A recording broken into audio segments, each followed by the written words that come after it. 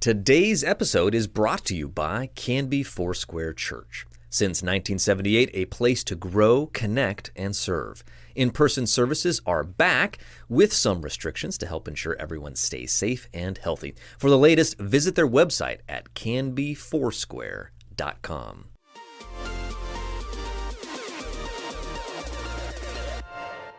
Welcome to Now Hear This Canby, your source for news. The threat of a possible teacher strike was avoided this week. There's a new, irresistibly cute creature winning over fans, and its name is Scootaloo. Sports?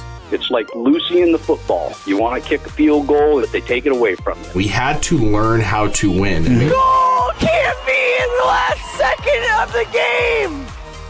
And interesting conversations. Because I'm one of the strongest girls ever, and I know that for a fact. I just really enjoy writing gossip as if I was a bear. With an old maid daughter that make the best moonshine in the coast. And if it would have hit me in the face, I think I would have died. I really do. I guarantee you would have died, man. Are you kidding me?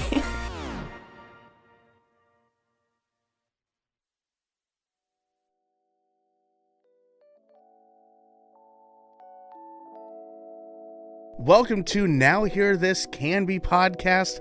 Thanks for listening. I'm Tyler Tannenbaum-Clausen, and this is what's happening this week in our community. Northwest Farms and Proterra Investment Partners has acquired the operations and assets of Willamette Egg Farms in the Pacific Northwest from Michael Foods Incorporated, a subsidiary of Post Holdings. Northwest Farms is a newly formed company that includes several egg farming families who are also owners in Versova Management, according to a press release. Versova, headquartered in Sioux Center, Iowa, has assumed day-to-day management of the Willamette Egg Farms in Canby, Molalla, and Moses Lake, Washington. The farms include 3 egg-laying sites housing more than 3 million hens in production and 2 feed mills. The deal is not expected to impact employees in Canby or Molalla. The sale closed December 2nd. Versova is a family of egg production companies with farms in Iowa and Ohio. Versova Management provides shared services and operational oversight for farms including Iowa Cage Free, Centrum Valley Farms, Center Fresh Group, Hawkeye Pride, and Sioux County Egg Farm, all in Iowa, and Trillium Farms in Ohio. Versova plans to manage and market Willamette's cage-free, conventional, organic, and specialty eggs produced in Oregon and initiate an expansion of those operations. The Washington farm located at Moses Lake, which currently raises hens and conventional egg housing, will be converted to cage-free housing. Willamette Egg Farms began in the Willamette Valley in 1934, with history as a third-generation family-owned farm. The Saturn and Cunningham families, which operated the farms prior to the sale to Michael Foods Incorporated, remain in Oregon. Willamette employees will remain with the farms. Versova says the operational structure includes robust hen welfare and egg safety practices, environmental compliance, sustainability, and team member care.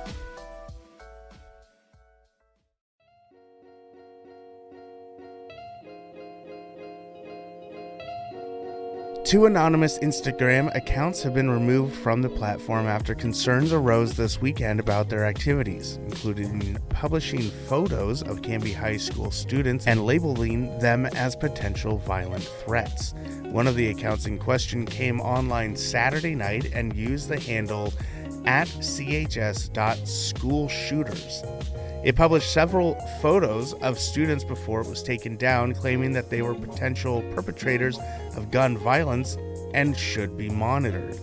In an email to the community Monday, Canby High School Principal Greg Dintz said staff became aware of these accounts the previous morning and immediately involved the Canby Police Department, which is continuing to investigate the accounts and those responsible for them.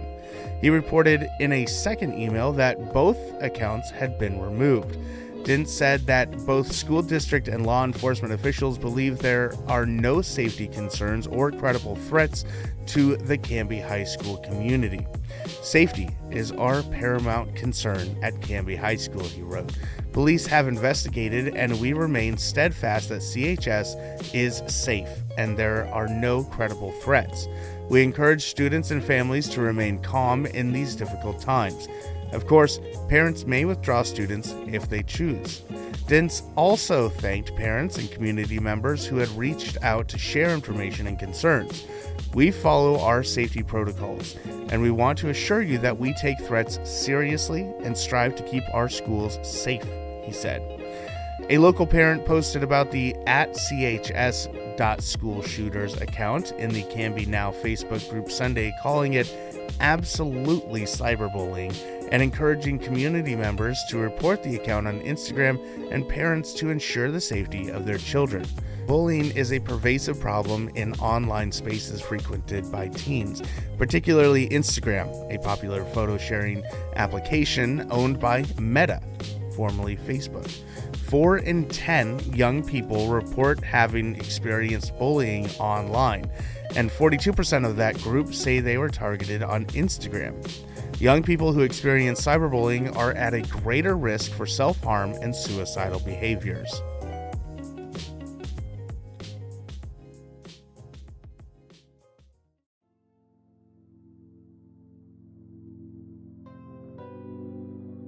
Governor Kate Brown's political advisor on Monday brushed off criticism that she attended a seemingly maskless D.C. gala as Oregon continues to live with some of the strictest mask mandates in the country. On Saturday, the LGBTQ Victory Institute inducted Brown into its Hall of Fame to honor her as the nation's first openly LGBTQ governor during an event in Washington. Brown is bisexual. Conservatives took note of several pictures of Brown at the event without a mask, though Oregon requires masks indoors. Why should Oregonians be expected to follow Governor Brown's rules when she doesn't follow them herself? Oregonians deserve better than this kind of hypocrisy from their governor, tweeted Representative Christine Drazen, a Canby Republican running for governor. Brown's political advisor Chris Pear said all attendees had to show proof of vaccination, and Washington, D.C. doesn't have an indoor mask mandate. Regardless of the local rules, Governor Brown went further and remained masked during an event, except when giving her acceptance speech, eating, or taking pictures with attendees, he said. At least one photo from the event shows Brown talking maskless at a table, though it's unclear whether she had food in front of her. On Monday, she attended the Oregon Business Plan Summit in Portland. There, Brown wore a mask onto the stage, removed it as she sat for a brief interview with Dutch Bros CEO John Ricci, and put it back on as soon as she stood to leave the stage. All attendees at the event had to show proof of vaccination and were spaced throughout a ballroom wearing masks except while eating lunch. Brown's attendance at the DC Gala came as Oregon regulators consider making permanent a temporary rule requiring masks to be worn indoors. The rule, issued in early August, expires in February, and the Oregon Health Authority can't extend a temporary rule past 180 days.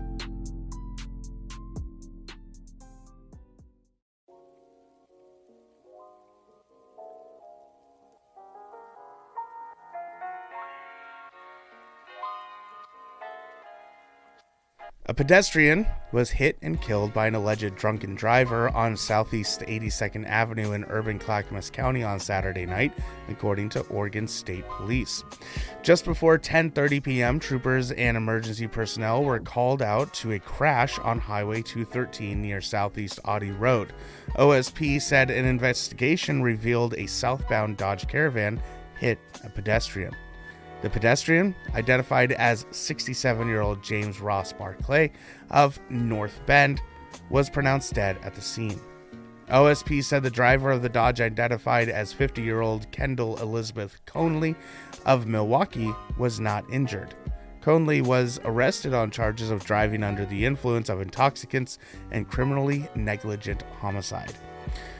Highway 213 was closed for about 3 hours during the crash investigation. ODOT, the Clackamas County Sheriff's Office, Craft Team AMR, Clackamas Fire, and Clackamas County's ME Office assisted OSP at the scene.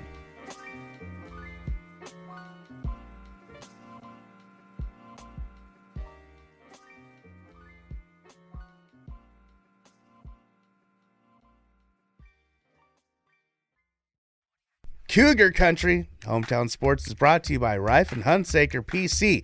When you need an attorney, turn to the firm Canby is trusted for over 50 years. Call them today at 503-266-3456. For the latest sports news, follow us on Twitter at Canby Cougar OR. The Canby Cougar dance team put the finishing touches on their masterful fall season Saturday, taking home the first in modern and contemporary at the DDCA category championships at Sherwood High School. It was the 9th time in a row that the Cougs earned the top slot in the modern category at the annual contest, which serves as the traditional finale for the fall dance season. The team also placed second in novelty, which was the only other category in which they are competing this year. Cougar head coach Jen Chaffee called her team's performances the best of the season. I could not be more proud of these dancers and how hard they have worked to get back into the game, Chaffee said. It's hard to get back into competition shape after a year and a half of no competitions, but they worked hard, trained hard, and they didn't give up. Canby is known for their historically successful dance team, which technically remains the still reigning state champions after winning its 5th straight title in 2019. The 2020 state finals were nixed a week before they were to be held due to COVID-19. Now, the team is back and ready to add another banner to the rafters of the Canby gym. The traditional season for the Dance Drill Coaches Association of Oregon kicks off January 29th with a competition in Willamette. Canby High School will host a meet on February 5th and participate in a number of contests leading up to the big day. The state championships for 5A and 6A schools will be Saturday, March 19th at the Veterans Memorial Coliseum in Portland. And now, a message from Donna Ellison of Ellison Team Homes. Hi, everyone. I wanted to take this moment to invite you personally to come and hang out with us for our end of season client event. It's a thank you to all the wonderful people we've done business with, as well as a welcome to a lot of our community. I'm doing this in partnership with Vanessa Zimmerman team at Academy Mortgage. It's just kind of our way of saying thank you. We've really enjoyed getting to know you, doing business with you, etc. We'll be outside. We're sensitive to the fact that we're in COVID, still dealing with that. So it will be spread out. People will have room to breathe and sit and walk and talk. Reckless Company, if you've never heard them before, they're awesome. They're going to be playing. We'll have TMK here. I can't wait to try the corn dog. I've been waiting like 2 years to try this corn dog. So it looks amazing, and I've heard it's amazing, and I think there's quite a following. Also, they'll have all kinds of other food. We'll have beer and cider. Everything's hosted, of course, as a thank you. Again, it's for our clients. It's for our community. We really, really want to come and celebrate. We'll have swag for you, all kinds of fun things for the kids. We hope to see you on 9/16 from 4 to 8 in the afternoon.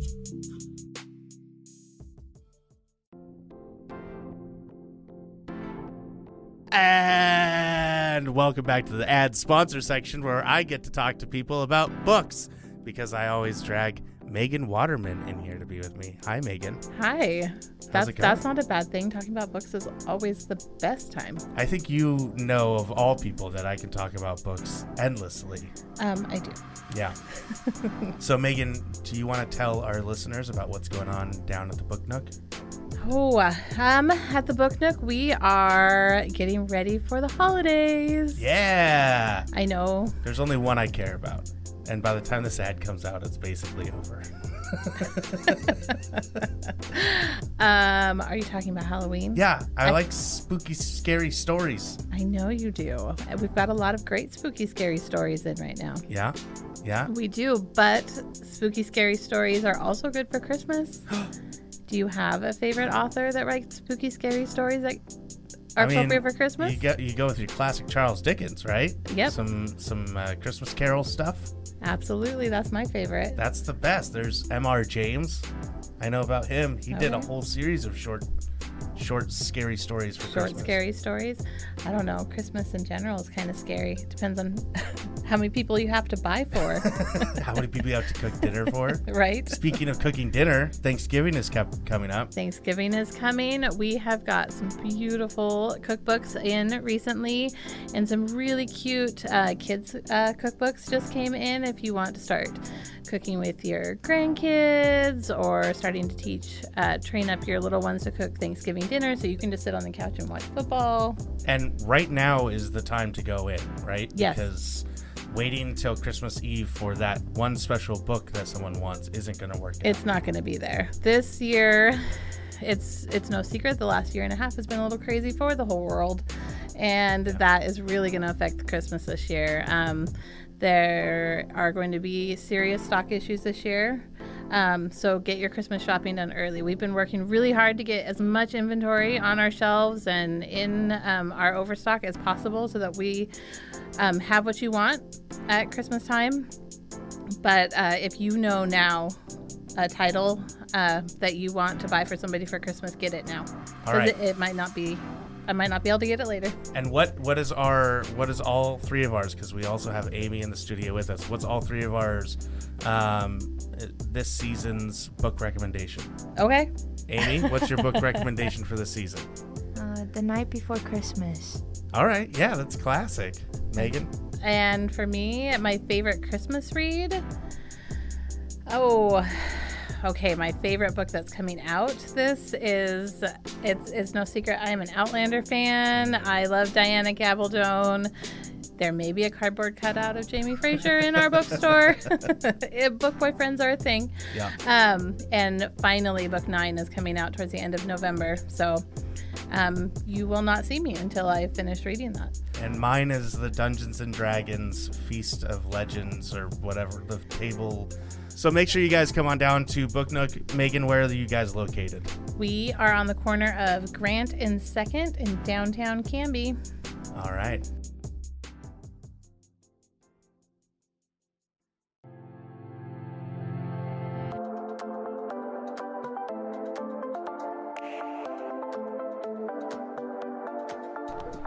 On the Canby Conversation today, I'm excited to welcome on a couple of guests, not guests. We have Michelle LaMont. Hi, Michelle. Hi. And one of her sons, Ben. Hi, Ben. Hello. How are you? Good. How old are you, Ben? 8. And how many podcasts have you been on? This is the first. The first one. Wow, that's great. You seem so confident. I figure you've done this before. He doesn't know what to make of me. I get that a lot from both kids and adults. So, Michelle, tell us a little bit about what you do and what we're here to talk about. Well, we started the Monster Adoption Agency about a year ago. No, but when Ben was 5. When Ben was 5, we started making monsters. He had a bad dream. Okay. And I thought, we can do better than monster spray, for under the bed. So what's monster spray? Just like I'm a huge fan of Pinterest. And so if you go on there and look, it's usually a bottle of water. And parents put like monster spray on the outside and they have the kids spray the room before they go to bed. Okay. And so I thought, we could do better. So I was trying to find something that would work. And I couldn't really find anything that I thought would work for Ben. So I thought... For the dreams. Yeah, for bad dreams. So I was like, well, what we could do is have him draw a picture and then I can sew. So I was like, well, I'll put that together. And then Sully, as you can see, or Mr. Fuzzy, Wyatt has Sully, but they're very loved and very worn. Yes. And they go everywhere with them. I don't think Ben slept with him one night since, or without him one night since. And he's just, it's his favorite thing. Yeah. Ben, do you remember what the dream was about? The bad dream that you had? Scary dream? It's probably like about, So when I was 5, I used to like Thomas because I used to watch him when I was like 5 years old. Thomas the Train? Uh-huh. Yeah. But this like yellow thing has been eating them. Ooh, That's my bad dream. Yeah, that does sound scary. And how does Mr. Fuzzy help? By eating the bad dreams. Oh, you want to show him? Mm-hmm. And inside he's got that mouth. Okay, yeah. Opens up. Oh, that's so cool. It's got like a night sky pattern inside of his mouth, and so that takes it. And moons. That's cool, and so that takes to bad dreams. And you haven't had so many bad dreams since? I did not have a lot of bad dreams. That's great. Wow. And what kinds of things do people say when they see you walking around with Mr. Fuzzy? Where'd you get it? Where can I get one? Yeah, we get that a lot. Yeah. Okay. So would you like to hear the saying? I draw the monsters with Wyatt, the monster maker that's playing with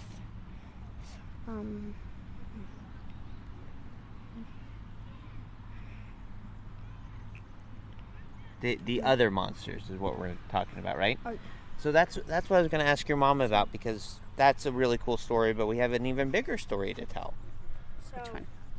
As far as the other monsters that you guys are making. Yes, that is actually Ben's thing that he came up with when he was 5. Oh, really? Yeah, because after we made his, and it was such a big success, he wanted to give them to some of his friends in his class. Oh, cool. And his teachers. So he made... That's a great idea, Ben. He made one for... I wanted to, after when I made some for my class and some for my teacher, then I wanted to give monsters to other strangers. His goal is to give one monster to every kid. Okay. I'm good at sewing. Yeah, I'm good at sewing, but I'm not that good. Right. So Ben's learning to sew, and that was his goal when he was 5. And so this year we really kind of ramped it up. Yeah. And we started with COVID and these kids, kindergartners, on Zoom. That doesn't go well. So, Wyatt would get stressed out and he would start crying. Wyatt, and he's your 5-year-old. He is my 5-year-old. Yes. And he wanted to help the other kids in his class because he saw.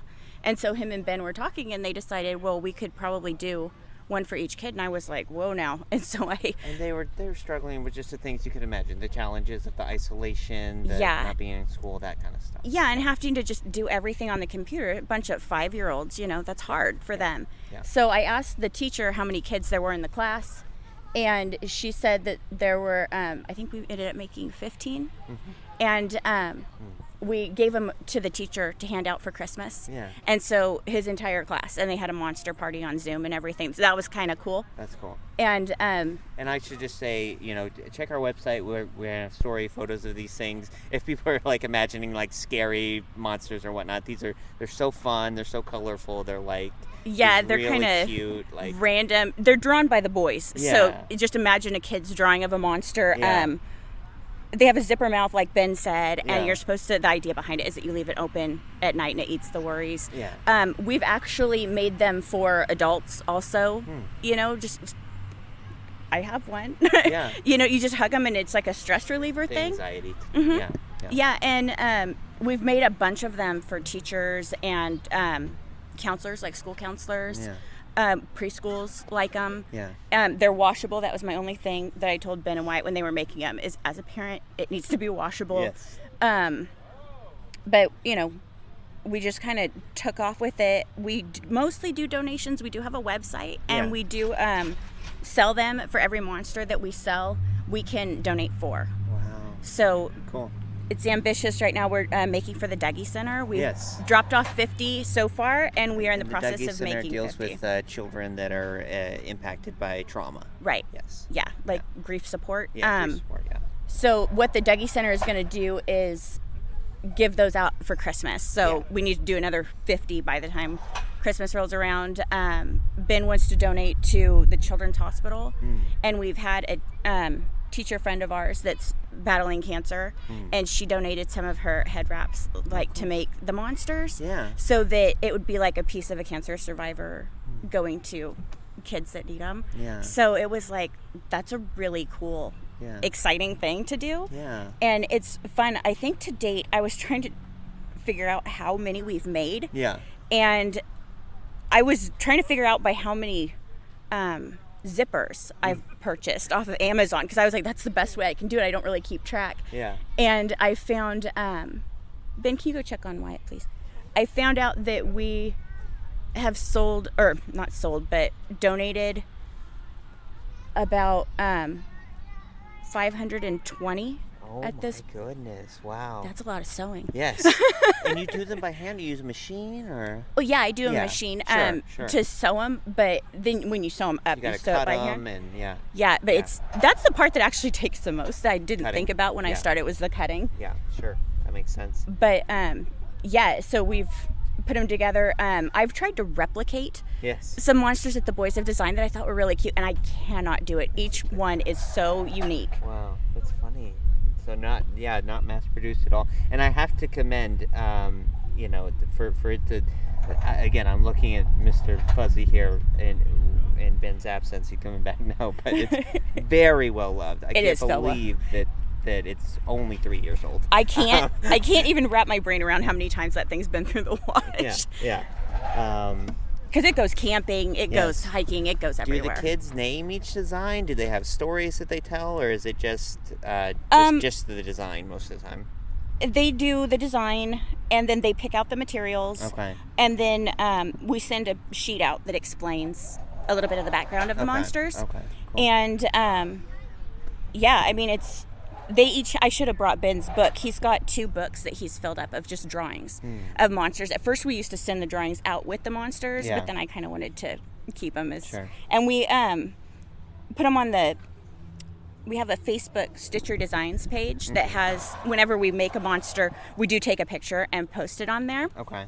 So that if people want to go and check them out, it's kind of hard to do because it's a made-to-order thing. Like if people want one, and they can design their own.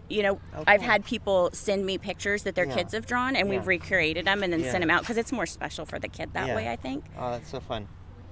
Cool. Awesome. So what is the website? How can folks find out more and support? It's stitcherydesigns.net, or if you go to Facebook, it's Stitchery Designs, one word. Okay. And they can find us there.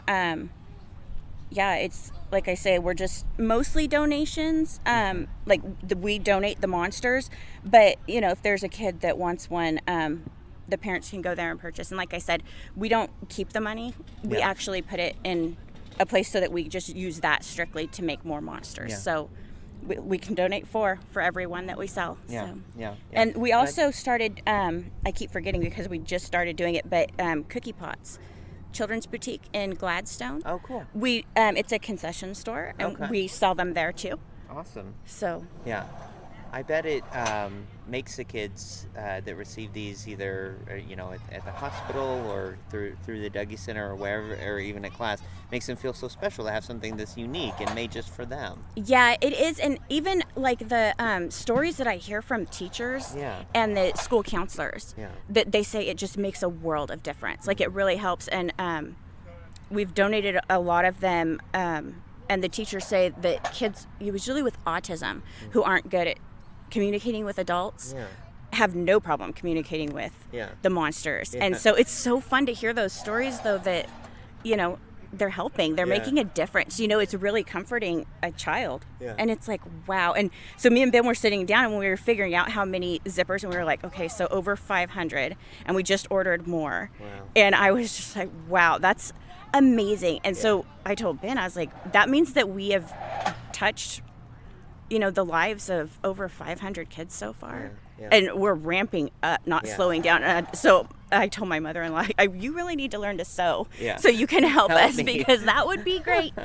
You're just like deputizing people, random people on the street. Can you sew? You're going to sew, you're going to sew. And when I put on Oregon City Chit Chat, I put out a call, hey, if anybody has any material. 2,000 reactions. It was insane. It was insane. And so many people donated. That's where I found out about this.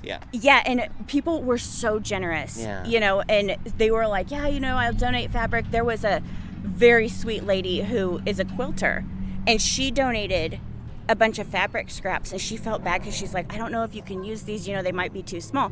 Well, like I said, Ben's practicing. He's learning to sew.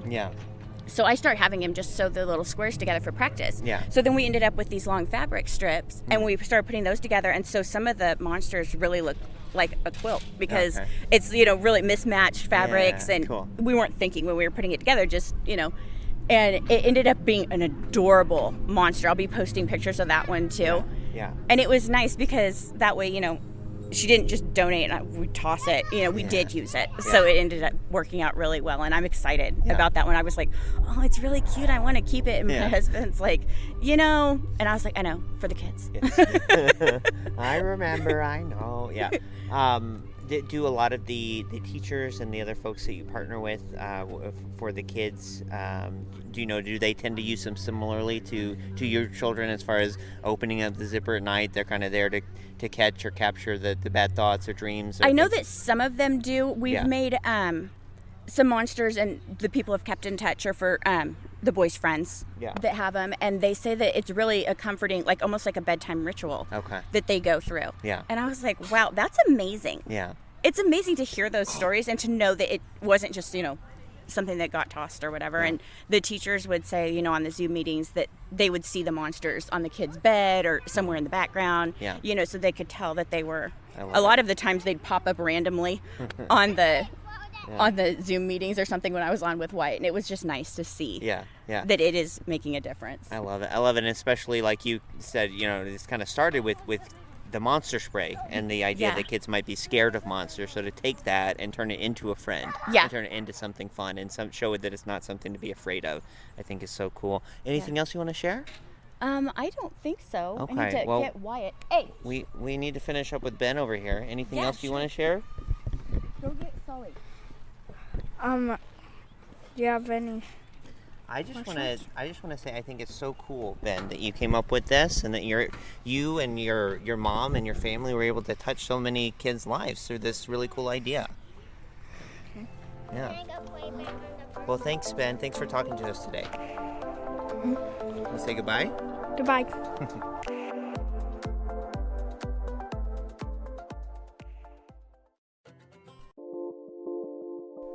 Hey, Frankie, what are you doing? I'm trying to figure out which TV option I want to use when DirectLink turns off their video services in January of next year. It's so confusing. Do you know there's about 48 million streaming services to choose from? Which devices do they work on? What channels do they offer? No, I did not know that. But you do realize that you're probably better off than you think. If you have DirectLink's Easy Video TV now, you're already using a streaming service. But listen, you don't have to go this alone. DirectLink is actually helping their members transition to their next video provider.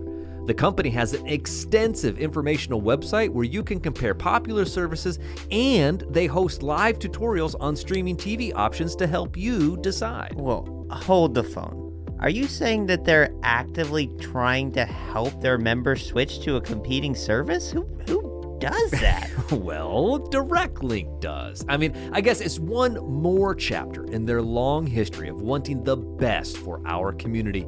They've actually offered free classes for the past 12 years that teach our neighbors about the latest technology and internet security practices. And don't forget, they also orchestrated that popular bingo game last year that helped keep everyone entertained and connected during the lockdowns. They've also launched special programs to help keep our students connected at home during the pandemic, and partnered with the city of Canby to give free Wi-Fi year-round at 3 local parks for locals and visitors alike. Wait, DirectLink does all that? They do indeed, and that's on top of providing the best and most reliable internet and voice services in town.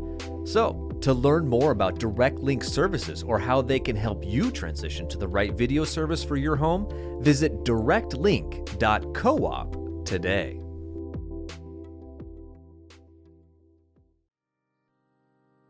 Are you a healthcare hero? Do you want to become one? Are you looking for a position where you are valued, your time is your own, and you have ample opportunity for growth? Marquee Companies at Hope Village in Canby, Oregon offers all of that and more. They are currently hiring nurses, caregivers, CNAs, and enrolling students in their free CNA course. From competitive wages and up to $25,000 tuition reimbursement to flexible schedules and the opportunity to make a positive impact on someone's life, Marquee at Hope Village is the right place for you. Take your career to the next level and apply now to become a valued team member at Marquee at Hope Village in Canby. To learn more or apply today, text CURRENT, that's CURRENT, to 888-906-3432.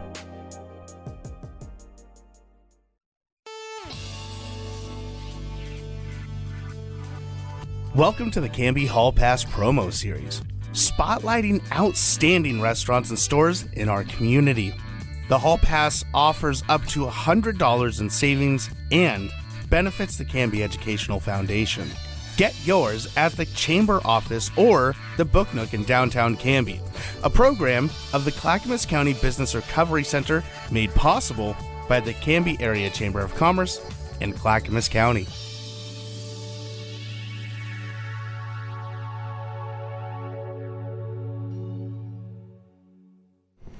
All right, on the Canby Hall Pass promo series today, we are so excited to be welcoming on Ken Arrigotti of the Backstop Bar and Grill. Hi, Ken. Hi, how you doing? Good. How are you? Excellent, thank you. Been a busy holiday season for you so far? Starting out good. Yeah, absolutely. Good to hear. Well, for folks who don't know, tell us a little bit about the Backstop Bar and Grill, what they can find here, what your menu is like, what the ambiance is like. We've been here for 8 years now. 8 years last June. We're a family restaurant with a sports theme, so we have a family side, so it's kid-friendly. Family food, we have a big children menu, probably about 12, 13 items on it. Regular menu, everything from, say, steaks to burgers to salads to wraps, you know, the full gamut of stuff. Desserts, full bar. Yeah, great. 15 drafts. taps. Yeah, great local beers and wines. We're kind of a local place that's family friendly and open for everybody. We do breakfast on the weekends on Saturday and Sunday. Yeah. From 8 to noon. Yeah. And in this beautiful restored historical building in the heart of downtown Canby. Yeah, built in 1912.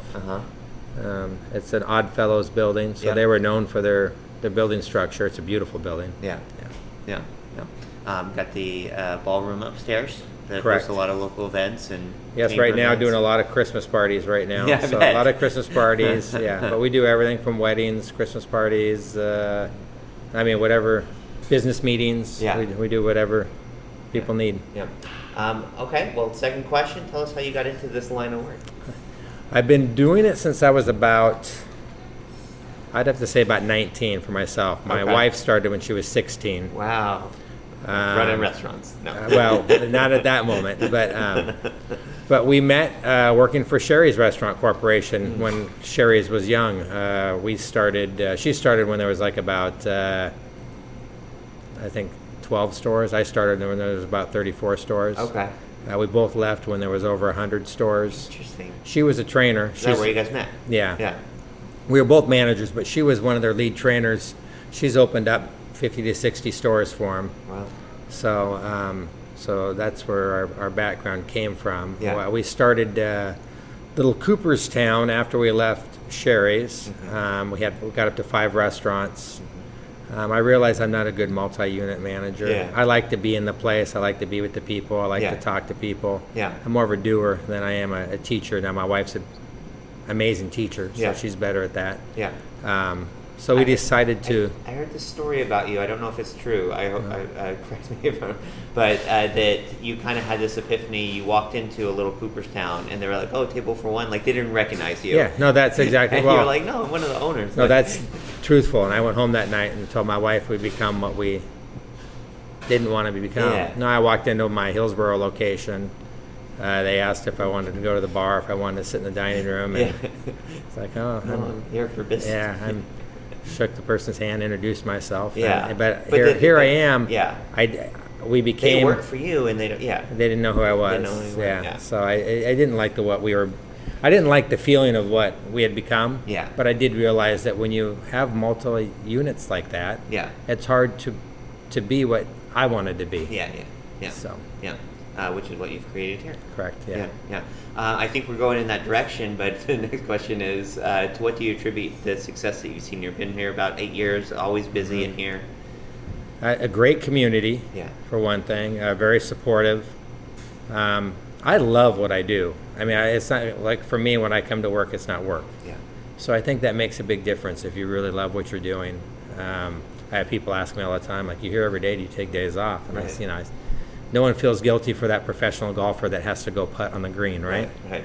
This is my green, so this is where I putt. So, So I think part of it's just the fact that and our employees. My wife is an amazing person at hiring. I haven't hired anybody in 20 years. She doesn't let me. Yeah. I love everybody, so I'd hire everybody. Right. But she's a job. She's amazing at hiring people. Yeah. And we've got an amazing crew that works here. Absolutely, they're like our children. Yeah. So I don't know if we mentioned her name yet, but Lori, obviously, it's my wife. Big part of what happens here at the Backstop. So the pandemic was obviously a very difficult time for a lot of local businesses, particularly restaurants. Right. I'm sure it's similar to the last question, but what do you think have been key to helping you guys survive that time and recover in the wake of it? The support of the community, support of businesses in the community have been, huge. Yeah. There's been multiple companies that have stepped up and ordered a lot of food during that time. So Wilson Construction being one of would order for like their whole staff lunches and whatnot, like 100 lunches on a day or whatever. I mean, but they're not the only company, but they were one that they did it for a long time. But there was a lot of companies for you guys. A lot of companies that helped out. The steel companies in the area, they all helped out. Awesome. Okay, last question. You're almost done.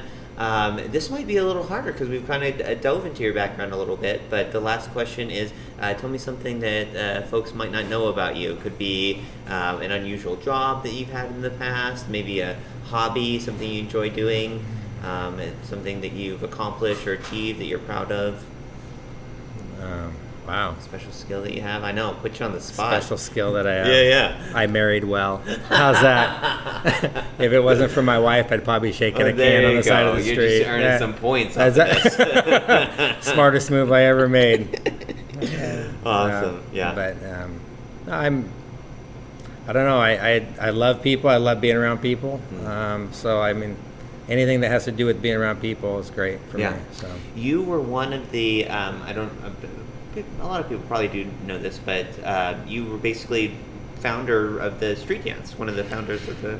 It was your idea. Yeah. Well, when we had Cooperstown, Cooperstown, we had our Westland store, and the Westland city put on the street dance, and it was right in front of my restaurant. And so it was a great event. And so my first year being here 7 years ago, Greg Perez, which a lot of people know, he knows everybody in town.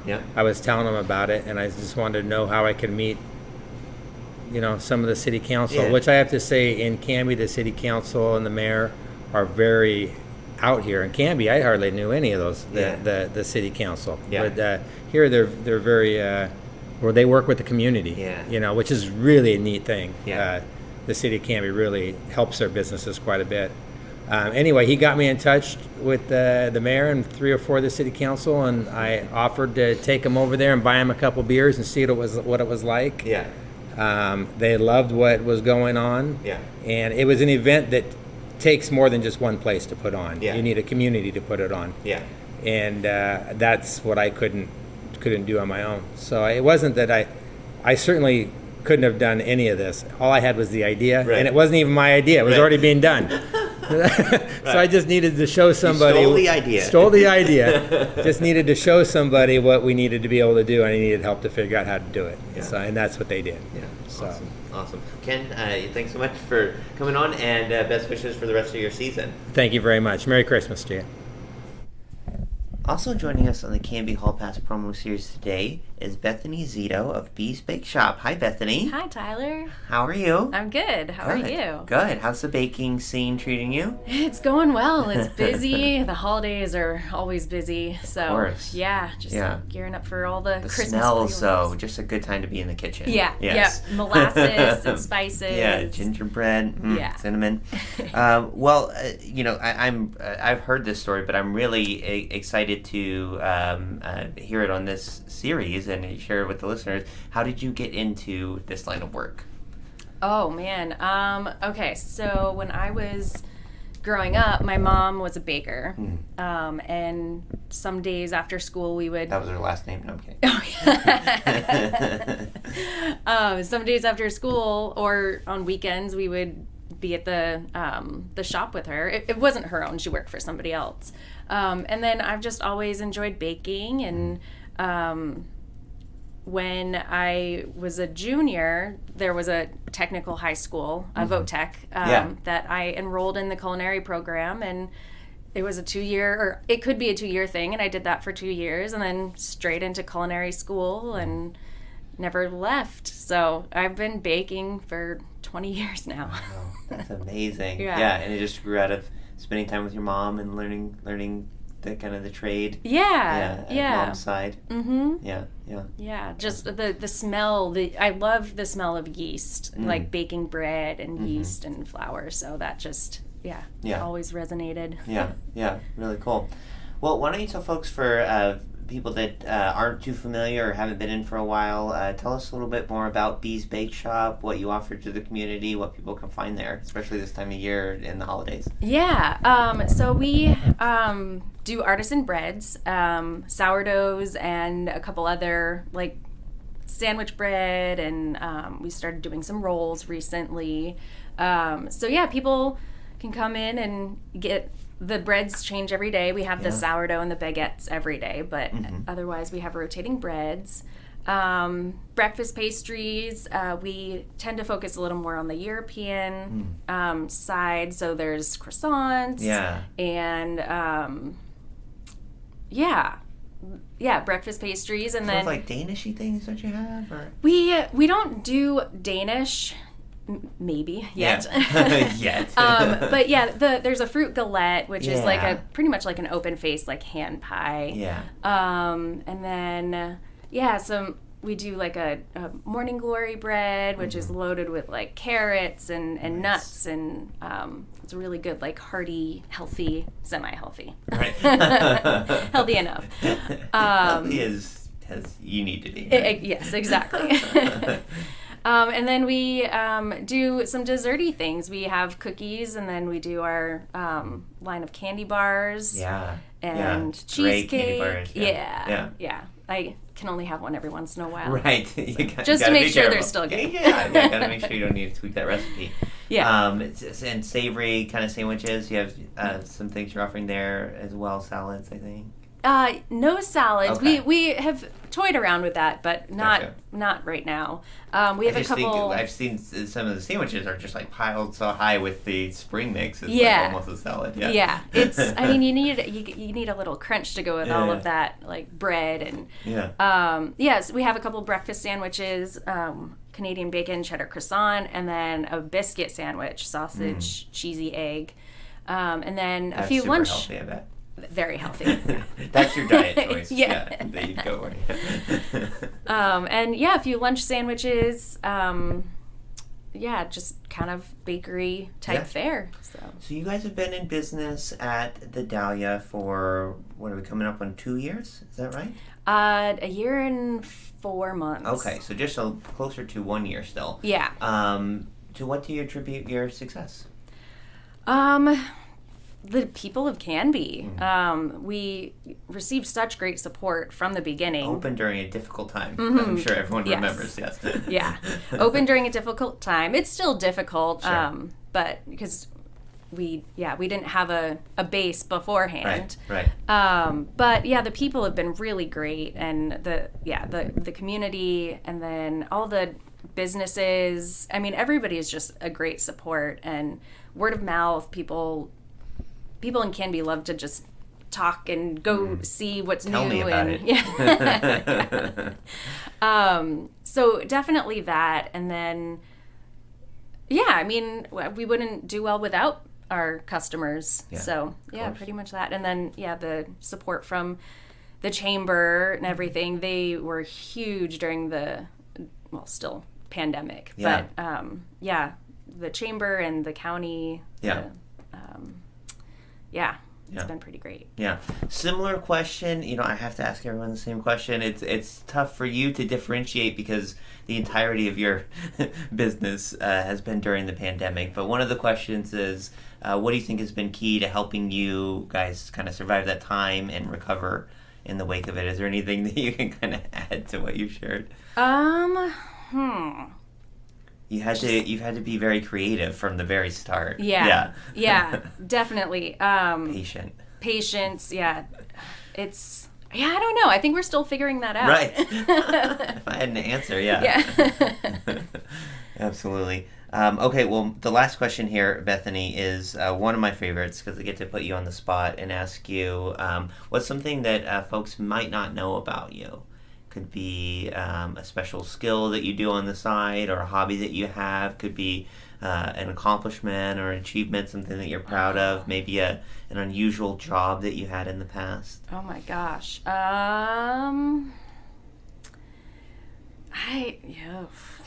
Yeah, really on the spot. Yeah, I know. It's fun. When I was in the VOTEC program in high school, there was this, I'm not sure if it exists now or what it's called now, but it was Skills USA, and it's a local and then regional and then national competition. I'm from Vermont. Yeah. I entered into the table service competition, and I won in Vermont, and then I went to nationals in Kansas City, Missouri. What? I didn't do well there, but but it was still really cool. Did well in that part.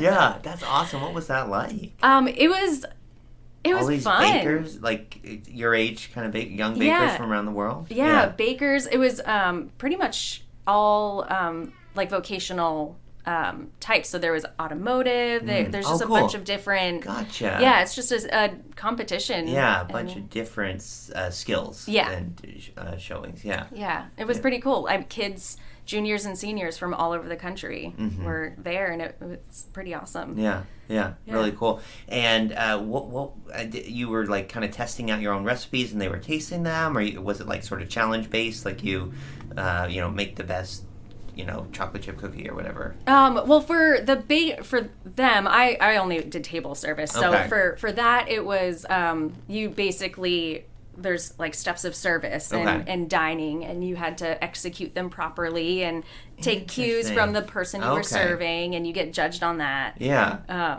So yeah. And then you started a bakery that doesn't have waiters. Exactly, yeah. I wonder if that's related. Yeah, No, okay. I wonder if I'm scarred from that. You started a bakery that has counter service. I wonder if that has anything to do. No, I'm kidding. Well, Bethany, it's been such a delight having you on. Thanks for talking to us today, and happy holidays. Happy holidays.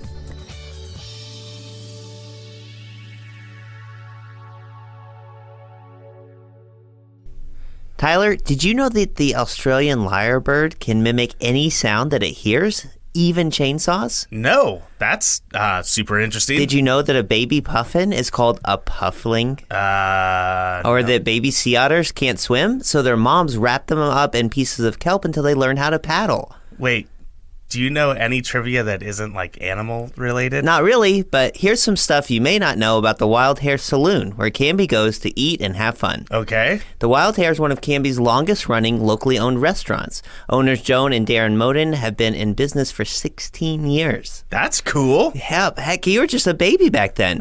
Wait, what? And they love to give back. They've been members of the Canby Chamber for that long, and they donate over $20,000 to local sports, FFA programs, and civic organizations each year. Wow, I'm legitimately caught off. That's cool. Yeah, they also support more than 30 jobs in the community through their award-winning staff, some of them as young as 18. Hey, that's older than you are. Dude, I'm 10 months younger than you. With the days getting longer and the weather getting warmer, the Canby Wild Hare's expansive outdoor patio is the place to be. Furry friends welcome. Well, that sounds great. I'm going to go check them out just off of Highway 99E next to the Space Age in Canby at 1656 Beaver Creek Road in Oregon City, or on their website at thewildhairsaloon.net. Now Hear This Canby is produced by me, Tyler Clausen. Our content director and star reporter is Tyler Frankie. And of course, our show is edited by Cameron Clausen. We also feature the vocal talents of Joyce Struby and James Walden, so a round of applause to them. The song that you're hearing right now is Canby by singer-songwriter Olivia Harms, used with her permission. To find more work from her, you can visit her website olivia13.com. Now Hear This Canby is dedicated to preserving independent local journalism and redefining local news with our fun, fresh, and energetic brand of storytelling. Our sincere thanks to our local sponsors who make this show possible. Please show your appreciation by supporting the small businesses who support us. The production of Now Hear This Studios, Canby's locally owned, full-service audio, video, and media production company. Our mission is to produce the best content in the universe, and we'd love to help you do it. Find us online at nhtstudios.com.